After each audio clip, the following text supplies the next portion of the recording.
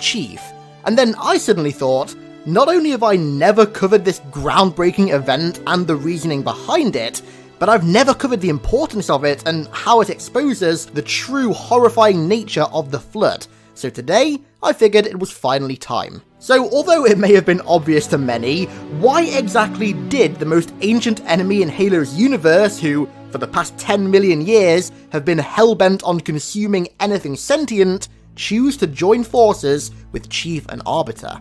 Well, the answer is pretty damn simple, quite honestly. The entire Halo array was mere moments from firing, which would have wiped out everything in the galaxy, human and Flood included. Despite his crushing defeat outside the Citadel, the Prophet of Truth had managed to make his way to the control room. This was exceptionally bad news for the Allies, because with him, he had the one thing that he needed to fire the Halos, a reclaimer, Sergeant Johnson. As Truth used Johnson to begin the activation process, Chief and Arbiter had only just made it to the bridge that led to the control platform. They still had to fight through an entire militia's worth of Covenant to get to Truth, and time was running out.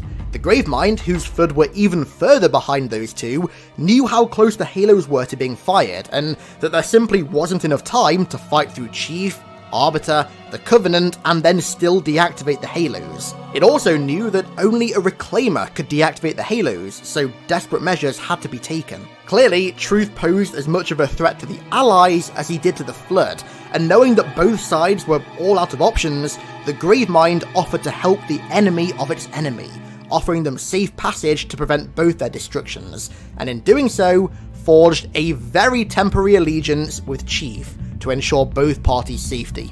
Of course, the temporary nature of this alliance meant that almost immediately after the Gravemind got what it wanted, it turned on Chief and Arbiter again. But despite the quick betrayal, this section is hands down one of my favourite bits of Halo's entire story.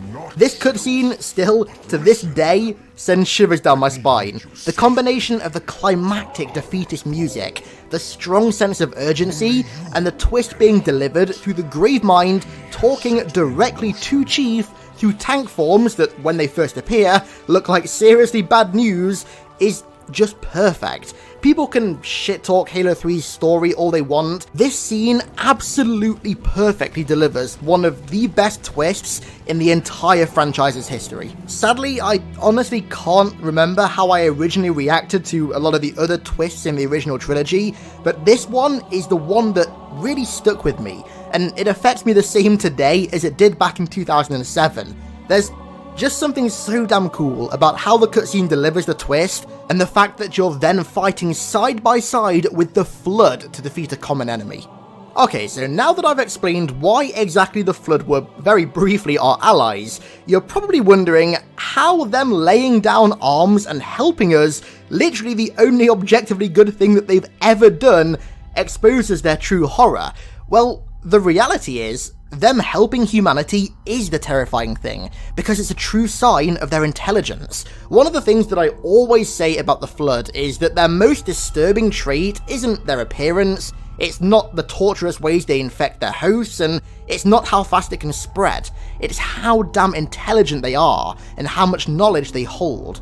It is without a shadow of a doubt their most dangerous trait, and without it, their physical capabilities wouldn't be anywhere near what they are. Using this intelligence, they've committed some of the worst small and large-scale atrocities in galactic history. Atrocities that helped bring down entire civilizations without infecting a single host. One of the earliest of these horrifying events was carried out by the Primordial, a creature believed to be the last precursor and the first Gravemind. When it was found by ancient humans years after the precursors were thought to have been eradicated, it was captured and held in human territory. Over time, human scientists learned how to briefly communicate with this creature, that they called the Captive. Considering it was clearly a higher being than them, they began treating it as a sort of oracle, trying to attain deep wisdom from it, but their attempts weren't all too successful. At the time, their entire empire was being ravaged by the Flood, so they also tried to seek knowledge about the parasite,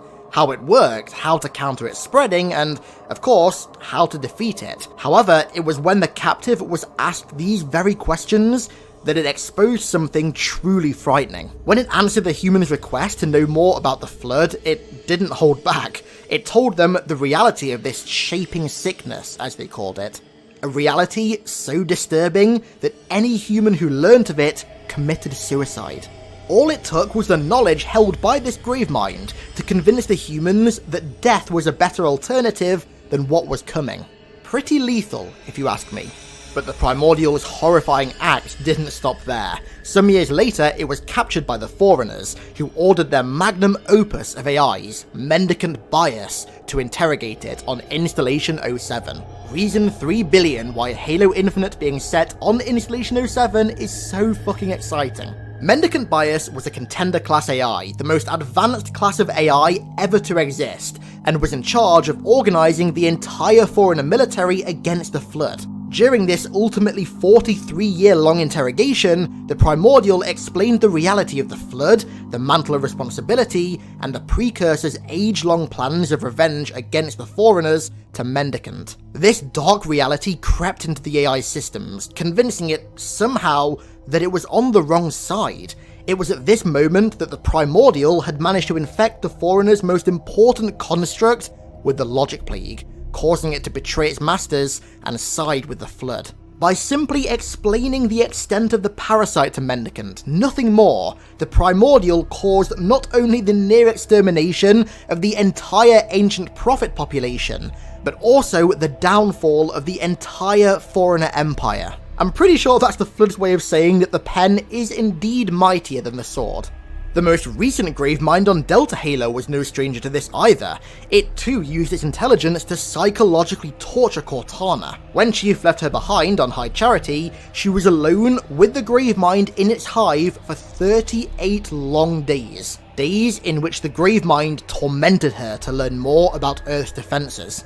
But the ways in which it tortured her were far beyond just simply inflicting pain.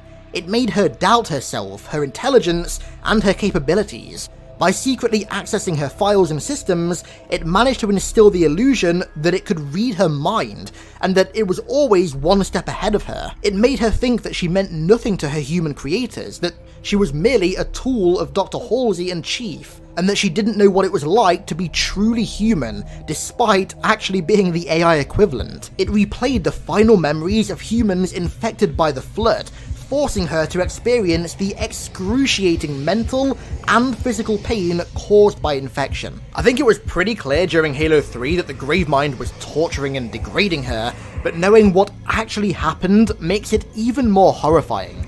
When Chief finds the message from Cortana on Earth, you can see her physically suffering, and when he rescues her, you can tell that she's been forced to suffer emotionally too. Her persona is, entirely different. It's much more depressive and low than usual, and to be honest, all things considered, I'm not surprised. Some of what the Gravemind did to her may even be permanent as well. One of the first things that she says to Chief when he rescues her is, "But so much of me is wrong, out of place. You might be too late." So it wouldn't shock me. Honestly though, this entire cutscene perfectly encapsulates the entirety of Chief and Cortana's relationship. The emotion in just these few lines of dialogue is absolutely bang on. It also does an amazing job at illustrating just what the Gravemind did to her. Like, when Chief leaves her behind on High Charity at the end of Halo 2, she's resilient and almost ready to fight the Gravemind.